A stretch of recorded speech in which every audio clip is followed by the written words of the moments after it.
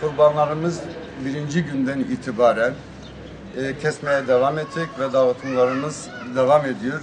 Biz dün 2 bölgeye 450 aileye kurbanlarımızı ulaştırdık. Bugün de 3 bölgeye gene kurbanlarımız dağıtımına devam edilecek. Bugün de 2305 aileye kurbanları ulaştırmaya çalışacağız inşallah. Peygamber Sevdaları platformunun altında 120 tane gönüllü üyelerimiz ve kardeşlerimiz 60 araçla beraber bu dağıtımlarını yapıyoruz.